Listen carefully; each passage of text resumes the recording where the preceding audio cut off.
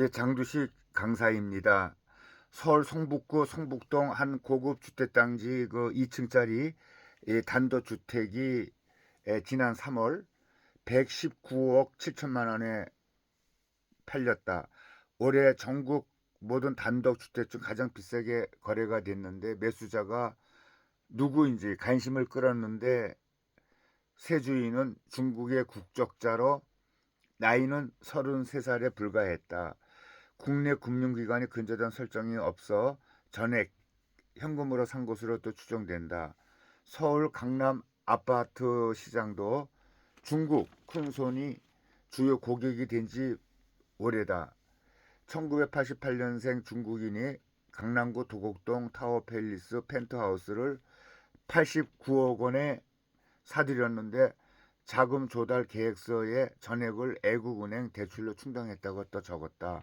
압구정이나 잠실동 강남권 알짜 재건축 아파트를 사들여 장기 투자하는 그 중국인들도 늘었다. 애국인 전문 공인중개업소 관계자는 애국인은 자국의 은행이나 부모 도움을 받았는지 자금 출처가 명확하지 않은 경우가 많아서 우리 국민들보다 부동산 사기가 훨씬 더 수월한 편이라고 이야기했다. 최근 수년간 우리 국내에서 아파트나 단독주택 땅을 사들이는 그 중국인들이 크게 늘어 이들의 그 부동산 거래를 제한하거나 엄격히 심사를 할 필요가 있다는 지적이 나온다. 특히 자금력을 갖춘 중국인들은 사실상 투기 목적으로 그 부동산을 사들여서 가격을 애곡하고 집값 상승 등 가열을 부추기는 것이 이유다. 다주택자로 임대사업을 하면서 세금, 탈루 우려도 또 제기가 된다. 실제로 몇 년 전에 유학비자로 입국한 30대 중국인이 아파트 8채를 소유해 놓고 신고 없이 전세 월세 수입을 챙긴 일이 또 적발되기도 또 했다. 1988년 정부가 애자 유치를 위해서 부동산 시장을 전면적으로 개방하면서 국내 애국인 토지거래 관련 제도는 허가제에서 신고제로 아주 크게 단순화시켰다.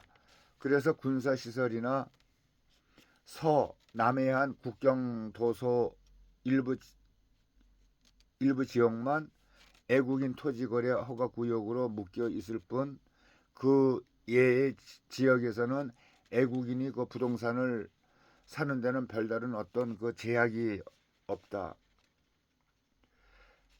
29일 법원에 따르게 되면 국내에서 아파트, 빌라, 상가, 토지 등 부동산을 소유한 중국인은 2020년 5만 4천 명에서 지난달 9만 7천 명으로 5년 만에 78.5%나 껑충 뛰었다. 애국인 중 중국인 비율은 같은 기간에 35.5%에서 41.6%로 또 껑충 뛰었다.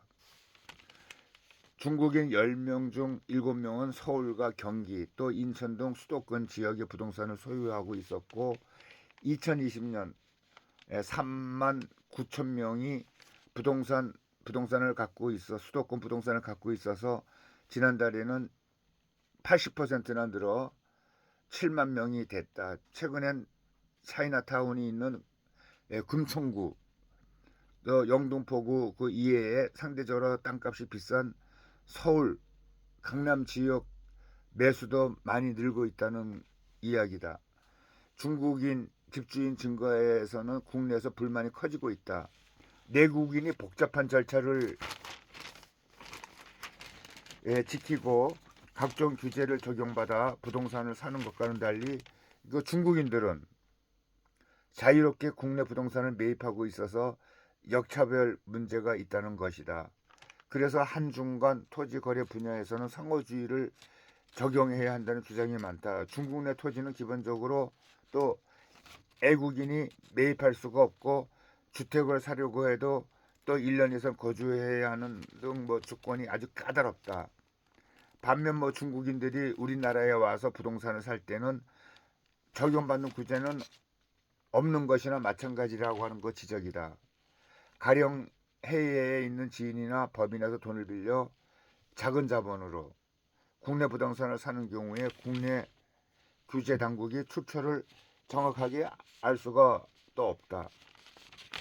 애국인에게 다주택자 규정을 적용하려고 해도 가구원 파악이 안 되는 경우가 아주 많다. 그래서 일각에선 해외의 사례를 참고해 중국인을 상대로 토지 거래를 제한해야 한다는 얘기도 또 나오고 있다. 호주는 지난 4월부터 비거주자 애국인의 기존 주택 구매를 또 금지를 시켰다.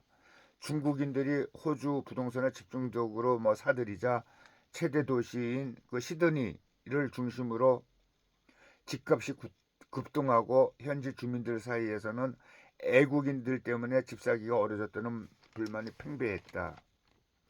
그리고 또 2020년부터 2년간 밴쿠버 같은 그 대도시 집값이 50% 급등한 그 캐나다에서는 중국인 투자자를 겨냥해 2023년부터 애국인의 주거용 부동산 구매를 또 금지시켰다.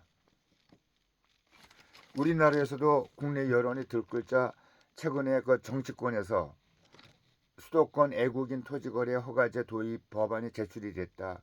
중국처럼 우리 국민의 부동산 매입을 금지 제한하는 국가의 국적자에게 우리도 똑같은 규정을 적용해야 한다는 상호주의 내용이 포함이 됐다.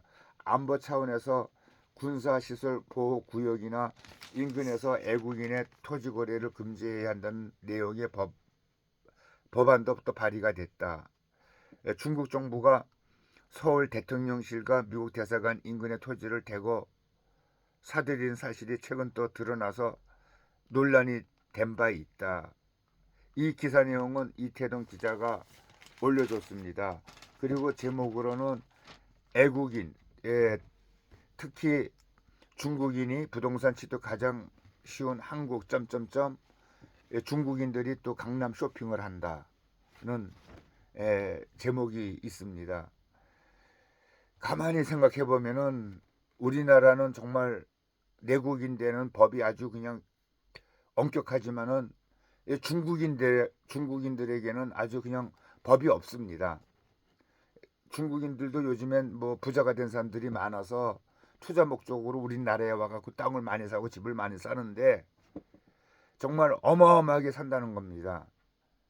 그러다 보면은 우리나라의 집값 땅값은 천정부지로 올라가고 우리 내국인들은 더 사기가 힘든 입장이 되잖아요.